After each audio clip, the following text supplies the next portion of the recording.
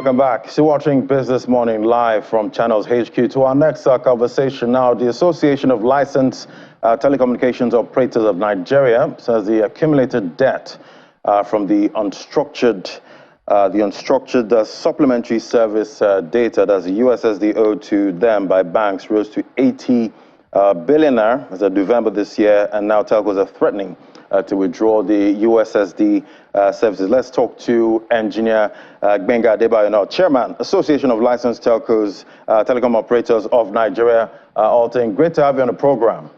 Good morning. Thank you for having me. Good morning. So I remember earlier this year, your association did threaten to withdraw these services. I think it was around March, and the Minister of Communication and Digital Economy did intervene. But it looks like the matter was not resolved. Unfortunately so, in spite of the ministerial intervention that we have had, also despite the involvement of the higher authority central bank, some of the double C money banks have refused to honor their obligations as due on USSD, and it has made it difficult for us to continue to provide these services without having to recover what has been accumulated in debt. I must remind that historically we've been on this since 2019. In March 2021, we sought for high-level intervention at the level of the minister, the two regulators, NCC and the CBN, and it was agreed that some protocol will be followed in ensuring that the debt is defrayed. At that time, it stood at 42 billion naira. Unfortunately, some of the banks have refused to pay this money. Some are paying, but paying in small trickles. And at the end of the year, it is what it is. And we are very, very concerned. Now we're talking about financial inclusion. Now we're talking about digital economy and the rest of them. Without this issue of USSD being resolved, it would be a bit difficult to continue to provide services for the banks. And what are the banks saying, at this time? Have you gotten any response from them? Some are paying, but others are being evasive. They're giving all kinds of conditions for payment to be made. But the bottom line is that these services have been provided. We continue to provide these services on non-discriminatory basis to all subscribers of banks. I would not see any reason why anyone would not honor their obligations as due. In actual fact, it's beginning to be a reputation problem for some of the banks that are not paying. And if care is not taken, we've now approached our regulator to seek for a partial withdrawal of services as soon as we have regulatory clearance proceed. We're also going to seek clearance from appropriate authorities to name a few of those banks that are actually highly indebted to the operators. Certainly, it's not something that will go away. It must be cured, and this money has to be paid. So some are paid, others are just not paying attention, actually. And it looks like it's the users of these services that are going to suffer, from this disruption.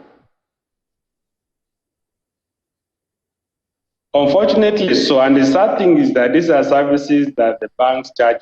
I mean, no bank offers USSD service for its subscribers free of charge. They charge the subscriber for it. In actual fact, monies are deducted from subscriber accounts directly. We're only saying that the banks should pay to the operators what is due to them that has been agreed as due. I must also remind us that at the meeting of March 2021, it was agreed that this service would be billed at a particular rate, way below the amount the banks are charging. So in spite of that, the interconnect exchange rate between us and the banks is much smaller than what the banks are charging. A number of them are still not paying. So there's really no reason for this, actually. But as it is, we cannot continue to subsidize this service for the banks. Banks are making money out of USSD. They're charging their customers for it, and we don't see any reason why operators should not pay. What percentage of the banks are owing at this time? Well, because I'm on public television, I won't be able to put a number to it, but quite a lot of them are owing. Few are paying. Others are paying a small amount just to take down the tension. But the issue remains that collectively, the sum is what it is today. It is debt assigned to the operators. And as it is, as an industry, both industries are highly regulated. The financial sector highly regulated, as you do know. Same for the communication sector. And so in spite of the regulatory instrument that we have activated to ensure that this happens, and having followed due process in this regard, we are still very concerned that despite the high level intervention even by the governor of CBN, the banks haven't lived up to their obligations in this regard. And so that's a matter of concern. And we think that if this continues, it will not only impact on the digital economy, but also impact on the financial technology as well. Because once USSD services is withdrawn, a number of services, banking applications will not work again. So in national interest, we have continued to provide this service. We are consulting with the regulators, but we do not see any reason why the banks are not just paying what they should pay. So I think problem for them. At some point, if we are not getting any traction, as I said earlier, we'll have to seek for regulatory clearance to publish names of those who are owing an amount of money that they owe the banks so that the public can see and ask them what happens to deductions made from their own transactions. All right. Let's look at the telecom sector now. 2022 is coming to an end, and most sectors in Nigeria, had a tough year this year. How resilient was the telecom sector, with rising cost of energy and inflation? Difficult for us as it is for other sectors of the economy. As you do know, in the beginning of the year, projections were that diesel will cost less than 300 naira a liter. Today, as it stands, it's over 800 naira in some parts of the country, even up to 1,000 delivered to site. Number of sites are still powered by diesel oil, and it's quite difficult and very challenging. But we are glad that despite of the problem, continue to provide services and support the entire economy. Our sector has contributed one of the largest to the GDP, as you do know. Also, we continue to support other sectors of the economy, financial services, like you are seeing, even despite the USSD debt. We're also supporting government. You know that also in 2022, we introduced the generation 5G, which will change the data ecosystem, and quite a number of services that we continue to provide for subscribers across the country. The good thing is that we have been able to cover most and all parts of the country with some form of communication services or the other, whether 3G, 4G, or 5G. We have very few blind spots across the country today. In spite of the security challenges in very many areas, many parts of the country, services continue to be available and made available to subscribers in those areas. So when we look at the entire ecosystem, I think the industry has done quite well.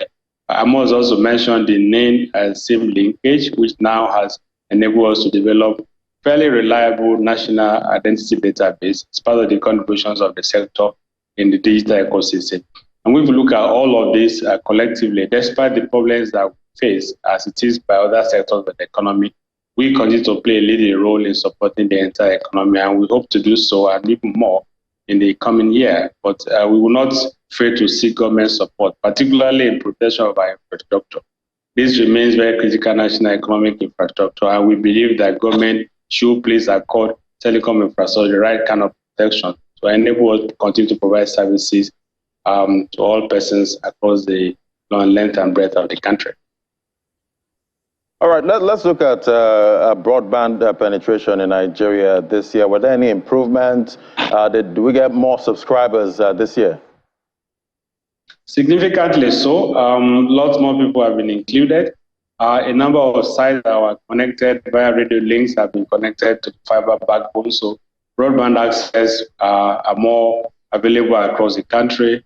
Affordability is also guaranteed. As you know as well, despite of the high cost of providing services, our end user prices remain the same. We do not have any price increase in the year, though we are challenged by that, know that. But the fact remains that broadband penetration has been significantly achieved. We've done a lot more in this year than we've done in years back, thanks to the policymakers, thanks to the regulator, and of course, thanks to the subscribers.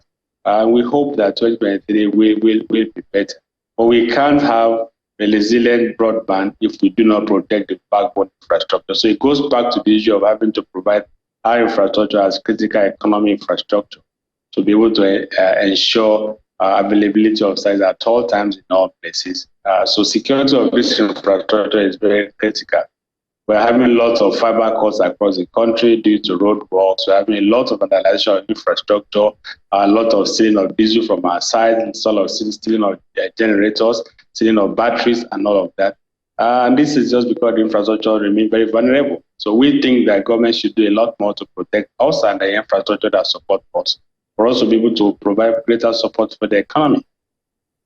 All right, before I let you go now, engineer, so, regarding this whole debt owed by the banks, what do you think is the way forward? Is there some kind of mechanism to, discourage owing, more going into 2023? Is there a way that these funds can be remitted directly, so that you don't have to be owed, going forward? We have some instruments of collection and recovery. And I think all that is required is for the banks to live up to their obligations in this regard. We have some indicative document that is guiding our relationship. We have actually a standing committee between us and the Committee of Bank CEOs. I think what is just required is for the banks to live up to their responsibility within those guidelines. And that will clear the debt. But the fact remains that if attention is not paid to the outstanding, which is growing by the day, debt is not something that you wish away. It will never go away.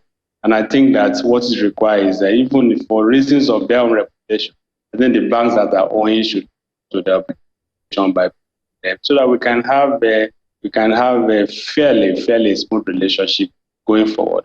Otherwise, this issue of USSD and the debt thing is something that is waiting in the corner. Someday, if care is not taken, it will explode. And if it does, it will disrupt all the effort of stakeholders, even including the financial sector itself, the effort that they are making in ensuring financial inclusion. So I think the appeal is to the banks to actually honor the application as due, following the instruments we have agreed and the mechanism of recovery and collection that we have all agreed. All right, but I hope this is resolved as soon as possible so we can continue to enjoy the USSD services. Thank you so much, Engineer Gbenga Adebayo, Chairman, Association of Licensed Telecom Operators of Nigeria, and compliments of the season. Thank you very much for having me. I wish you same. Thank you.